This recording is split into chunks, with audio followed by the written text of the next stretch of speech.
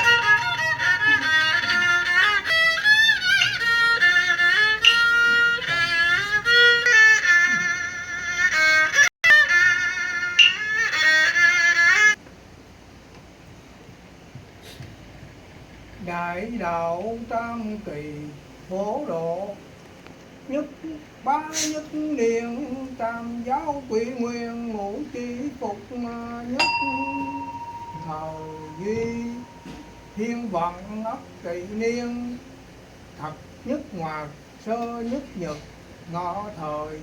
Hiện tại Việt Nam quốc Đồng Nai Trống, Đồng Nai Châu, Định Quán Tộc, Phú Tăng Hương cưỡng trụ gia đường chia trung.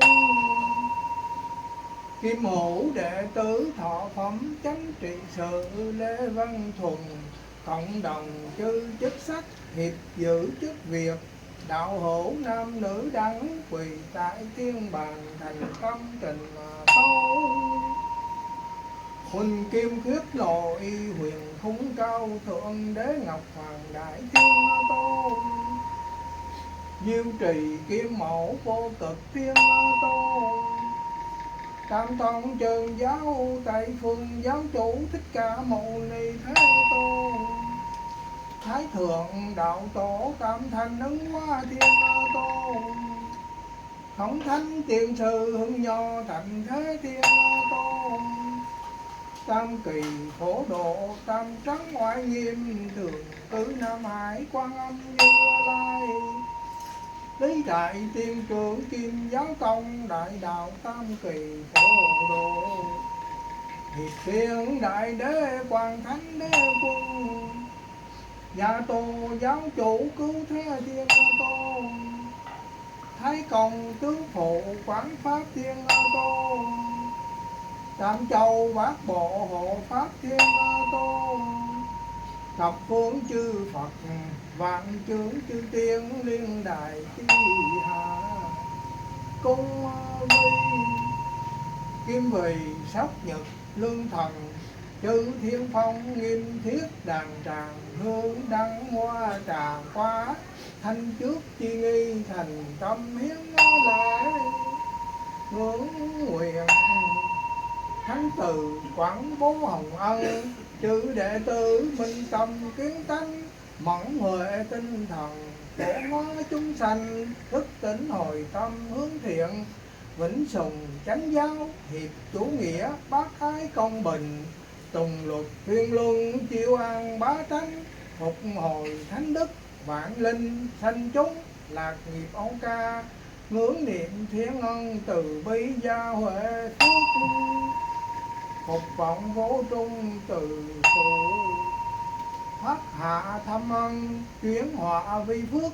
Trập kiếp nghinh tường độ tận các đấng vong hồn. Tử nạn tam đồ siêu thân tịnh độ. Chư đệ tử đồng thành tâm khấu bái cộng sơ thượng tấu duy